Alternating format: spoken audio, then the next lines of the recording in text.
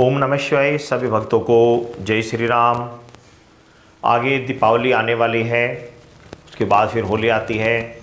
ऐसे ही कंटिन्यू प्रति साल कंटिन्यू ये हमारे त्यौहार चलते रहते हैं। तो मेन जो टॉपिक है वो ये है कि होली या दीपावली पे हम अपनी घर की शक्तियों को किस प्रकार पूजें। इस चीज़ के विषय मैंने पहले भी कई बार वीडियो बनाई हुई है, लेकिन आप लोगों के फिर भी कमेंट्स इस विषय में आ रहे हैं कि आगे दीपावली आ रही है, हम किस प्रकार अपने घर की कुल देवी को पूजें, किस प्रकार उनको हम प्रसन्न करें, या हमें उनका सम्मान देना था किस प्रकार दें। तो ये एक ऐसा समय होता है होली दीपावली का जिस समय प्रत्येक परिवार अपनी जो कुल देवियाँ होती हैं उनको प्रसन्न करने के लिए उनका भोग प्रसाद जो होता है उनको देना ही होता है, या घर में जो भी शक्तियाँ पूजी जाती हैं उनका भोग प्रसाद वे घर में देते ही देते हैं। तो वैसे तो आप अपने कुल परंपरा के अनुसार जिस प्रकार आप दे रहे हैं उसी प्रकार देते रहिए, लेकिन यदि आपको नहीं पता है, आप हो सकता है आप गलत तरीके से दे रहे हों, या आपको किसी ने तरीका ऐसा बताया हो जो वास्तव में गलत है, तो मैं जो तरीका बता रहा हूँ एक बार उसको सुने। यदि आपको लगे कि हाँ ये तरीका सही है तो आप इस तरीके से भोग प्रसाद दें, क्योंकि मैं खुद तो इसी तरीके से देता हूँ, प्लस अपने जितने भी अनुयायी हैं, जितने भी अपने साधक गण हैं, उन सब से इसी प्रकार दिलवाता हूँ। बाकी सबका अलग अलग तरीका होता है, कोई किसी तरह देता है, कोई किसी तरह देता है, लेकिन जो तरीका हम यूज करते हैं वह तरीका मैं आपको बता रहा हूँ। जिस तरीके से अपने घर की कुल की शक्तियों को, अपनी शक्तियों को प्रसन्न किया जाता है, तो वह तरीका ये होता है कि जैसे कि होली या दीपावली आई हुई है, तो आपको करना क्या है, सर्वप्रथम तो होली दीपावली से पहले आपको ये काम आप होली छोटी दिवाली को भी कर सकते हैं या छोटी दीपावली को भी कर सकते हैं, या उससे पहले भी आप जाकर इस कार्य को कर सकते हैं, या फिर होली दीपावली वाले दिन ही आप इस काम को करिए। जाके आप दरिया पर हाजिरी जानी होती है प्रत्येक परिवारों से, जो भी तंत्र संबंधी क्रिया करते हैं उनके लिए घर परिवार से हाजिरी जाना आवश्यक है। और यदि कोई आप कोई झाड़ फूंक आदि नहीं करते, किसी प्रकार को तंत्र क्रिया नहीं करते, तो भी आपके घर से दरिया पर हाजिरी जाना लाजिमी होता है, ज़रूरी जाना होता है। अब सिटी में जैसे कि हमारे यहाँ सिटी है, कोई नदी नाला तालाब आदि है नहीं, तो हमें यहाँ से काफ़ी दूर जाने पर एक नहर पड़ती है, वहाँ पर जाकर हाजिरी देनी पड़ती है। तो यदि आपके आसपास नहीं है तो कोई बात नहीं, आप क्या करें उसके लिए, आपके घर में जहाँ पर नल है, जहाँ पर आपके यहाँ टंकी लगी हुई है, वहाँ पर आप कोई भी 2 मिठाई निकाल कर वहाँ पर भोग के रूप में जल देवता को रख दें। अब आप कहेंगे कि भाई ये नई चीज़ क्या बता रहे हैं, तो इसका कारण क्या होता है कि जितनी भी शक्तियाँ होती हैं सब जल देवता के द्वारा ही आती हैं। जितनी भी देव शक्तियाँ होती हैं वह सब जल देवता एक ऐसे देवता होता है जो हर चीज़ों को शीतल कर देता है, किसी भी गर्म शक्ति को शांत करने की सामर्थ्य रखता है। कोई शक्ति गुस्से में आ रही है तो भी शांत कर देगा, आपके घर में कोई टोना टोटका कर रहा है, कुछ कर रहा है, तो जल देवता उसको बाहर ही रोक देगा, उसको शीतल कर देगा। इसलिए होली दीपावली में जल देवता की हाजिरी देना आवश्यक होता है। कुछ परिवारों में ऐसा होता है हाजिरी होली या दीपावली वाले दिन दिखाते हैं। हाजिरी में आपको पता ही है, हाजिरी आती है मिट्टी की, उसके अंदर पान, 5 पतासे, 2 लौंग, एक दीपक जलाकर आप हाजिरी दरिया में दे करके आते हैं। कुछ ठंडी दे आते हैं, कुछ गर्म दे आते हैं, सबका अलग अलग विधान है, हर परिवारों में अलग अलग तरीके से दी जाती है। तो एक तो ये हाजिरी आपकी देनी होली दीपावली में ज़रूरी होती है, इसको देना चाहिए। इसके अलावा मान लिया सपोज करें आपको माता मदन्नन आपके घर में पूजी जाती है, तो माता मदन्नन की होली या दीपावली से पहले 8 दिन पहले, होली या दीपावली से 8 दिन पहले और 8 दिन बाद तक इस काम को किया जाता है। होली से या दीपावली से 8 दिन पहले तक के अंतराल में आपको ये कार्य कर देना चाहिए। मान लिया दीपावली आगे सोमवार की है, मंडे की है, तो पिछले मंडे, पिछले सोमवार से अगले सोमवार के बीच में जो समय पड़ेगा, सोमवार पड़ेगा, बृहस्पतिवार पड़ेगा, और फिर आगे बड़ी दिवाली यानी सोमवार ही पड़ेगा। तो इन दिनों में आप कर लें, और ये नहीं कर सकते तो बीच में किसी भी दिन कर सकते हैं। होली या दीपावली से 8 दिन पहले दिनों का सिस्टम भूल जाइए, दिनों का छोड़ दीजिए कि माता मदन कौन से दिन पूजी जाती है, ये छोड़ दीजिए। कोई से भी दिन पूछ सकते हैं आप, होली या दीपावली से 8 दिन पहले किसी भी दिन पूछ सकते हैं, किसी भी देवता को पूछ सकते हैं। उस समय दिन का सिस्टम खत्म हो जाता है। होली या दीपावली से 8 दिन पहले ये सिस्टम सब खत्म हो जाते हैं। आप चाहे सोमवार में पूजे, मंगल में पूजे, बुध में पूजे, किसी भी शक्ति को पूजे, सब स्वीकार होगा।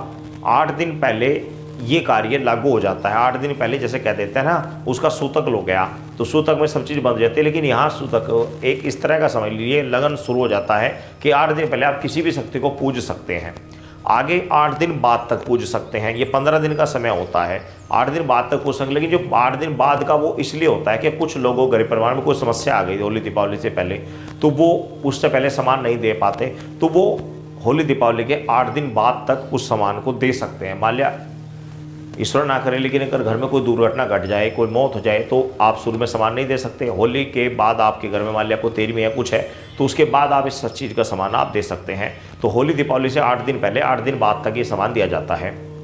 चाहे वे माता महाकाली का हो, माता मदन्नन का हो, माई धूतनी का हो, माई बसंती का हो, शीतला का हो, किसी का भी हो, 8 दिन पहले और 8 दिन बाद तक ये सामान दिया जाता है।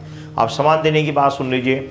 सामान मान लिया बाई चांस मैं आपको माता मदन्नन का ही एग्जाम्पल बता दे रहा हूँ, इसको आप सभी के ऊपर लागू कर देना। मान लिया आपने माता मदन्नन की बच्ची बोली थी कि हम माता मदन्नन की बच्ची देंगे दीपावली पर आपने इस चीज़ को बोला था। दीपावली से 8 दिन पहले आपको मैंने बता दिया, 8 दिन के अंतराल में आपने बच्ची करनी है। आपने बच्ची बोला हुआ किसी आपसे, आपने सेटिंग कर ली जमादार से, उसके द्वारा बच्ची दिलवा रहे हैं। लेकिन जो होली दीपावली से पहले आपकी जो घर की नॉर्मल कढ़ाई चला करती थी, जो कढ़ाई आप कंटिन्यू प्रतिवर्ष देते हो, वह आपको अलग से देनी होगी और बच्ची अलग से चढ़ेगी। ये बात आप विशेष ध्यान रखना। ऐसा नहीं होगा कि आप बच्चे के साथ में कढ़ाई बनाकर ले गए और बच्ची चढ़ाई, उसी के साथ में आपने कढ़ाई चढ़ाई और हाथ जोड़ ले के माता अपनी भेंट स्वीकार करें, तो स्वीकार हो जाएगी आपकी। लेकिन जो आपकी सालाना कढ़ाई चलती थी घर वक्त से, आपको जो कंटिन्यू कढ़ाई चढ़ती, वह आपकी नहीं लगेगी, आपकी केवल वह बच्ची लगेगी बस केवल। दोनों चीज़ें अलग अलग टाइम में करनी पड़ेगी। आज आपने बच्ची चढ़ा ली, कल कढ़ाई कर ली, या आज कढ़ाई कर ली, कल बच्ची चढ़ा ली, या फिर कढ़ाई चढ़ाने के कुछ समय बाद आप दोबारा दीपक जलाएं, दूसरा दीपक, और फिर घर की जो कढ़ाई दूसरी वह अलग चढ़ाएं। कहने का तात्पर्य कि बोली भी अमानत और घर की जो आप कंटिन्यू पूजते हैं वह कढ़ाई दोनों अलग अलग चढ़ती हैं, एक में नहीं चढ़ेंगे। इस चीज़ का विशेष ध्यान रखें। बहुत सारे भक्त ये गलती कर बैठते हैं, फिर वो समस्या का सामना करना पड़ता है। बोल कबूलत जो होती है वो एक अलग चीज़ है, और जो कंटिन्यू आप साल दर साल आप पूजते हो, होली दीपावली में 6 महीने में आप कढ़ाई करते हो, वो एक अलग चीज़ है। वो दोनों में डिफरेंस है। दोनों अलग अलग टाइम में अलग अलग पूजे जाएंगे। भले ही आप उनको एक ही साथ में बैठकर पूज लें, एक बार उसको पूज लें, दोबारा दूसरी को पूज लें, लेकिन पूजने अलग अलग तरीके से पूजेंगे। ऐसा नहीं कि आपने एक ही दीपक को उसको भी पूज दिया और वही कह दिया कि भाई माता ये भी लो, ऐसा नहीं होगा। सिस्टम वाइज अलग अलग तरीके से ही दोनों पूजे जाएंगे। इस चीज़ का विशेष ध्यान रखें। दूसरी बात कि ये चीज़ें सभी के ऊपर लागू होती हैं। मान लिया माता महाकाली की कोई भेंट बोली हुई है या माता शीतला की बोली है, किसी की भी बोली हुई है, तो वो कार्य सब अलग अलग तरीके से ही चलेगा। ये सिस्टम होता है, ये तरीका होता है। सबका पूजने का अलग अलग तरीका होता है। कोई शुद्ध में पूजता है, कोई सड़भंग में पूजता है, कोई सूखे में पूजता है। तो कुल परंपरा के अनुसार जिस तरह आपके परिवारों में सेट किया हुआ है जिस शक्ति का भोग प्रसाद, उसका उसी प्रकार से पूजें। उसी प्रकार से पूजने पर वह आपका स्वीकार होगा। ये तो तरीका ये होता है। अब कुछ भक्त ऐसे हैं जो जिनके पास ये शक्तियाँ आती हैं, किसी पर माता मदन्नन, माता महाकाली, माई धूतनी, किसी प्रकार की कोई भी शक्ति आती है, तो होली दीपावली के रात्रि में उन शक्ति को याद किया जाता है। उन शक्ति को याद करके उनका भोग दिया जाता है। उनका भोग प्रसाद जो कुछ भी आप देते हैं, वह भोग प्रसाद होली दीपावली की रात्रि में उनको बुलाकर उनका वह भोग प्रसाद कढ़ाई बनाकर या जिस प्रकार मिठाई बनाकर जो भी आपने सेट किया हुआ है उस तरीके से वह भोग प्रसाद दिया जाता है। घर के हिसाब से माता मदन्नन को जिस प्रकार मैंने बताया उस प्रकार पूजा जाएगा। और ये हो गया आपका अपना अलग से जो आपने शक्ति सिद्धि साधना की हुई है, उसका आप अलग तरीके से इस प्रकार करेंगे। तो ये सिस्टम होता है करने का। ये गुरु परंपरा के अनुसार आप अपने गुरुओं से पूछें, वो आपको सही रास्ता बता देंगे, सही तरीका बताएंगे। क्योंकि यूट्यूब के माध्यम से मैं सारी बातें आपको नहीं समझा पाऊंगा और समझ भी नहीं पाओगे। आप कहोगे वीडियो बहुत लंबी हो रही है, समझ नहीं पाओगे। साथ ही मैं अभी कुछ समय बाद एक वीडियो अपलोड करने वाला हूँ, उस पर आप विशेष ध्यान रखना, विशेष तरीके से फोकस करना। उसमें होता है कि शक्ति से हम बात कैसे करें। होली दीपावली या अन्य शुभ अवसरों पर कोई शक्ति है हमारे से बात नहीं कर रही है, हमारे कोई सिद्धि साधना है, बात नहीं कर पा रही है, उसका भोग कैसे दिया जाएगा, उसे किस प्रकार उससे बात की जाएगी। ये सुनहरा अवसर होता है बात करने का। ये वीडियो लंबी हो जाएगी, नेक्स्ट वीडियो में उसके विषय में बता दूंगा। आप ध्यान से उस वीडियो को देख लेना। कभी ना कभी आपको इस चीज़ की आवश्यकता पड़ सकती है या अन्य किसी को बताने के लिए भी आपको आवश्यकता पड़ती है। उस वीडियो को ध्यान से देख लेना। सभी भक्तों को जय श्री राम।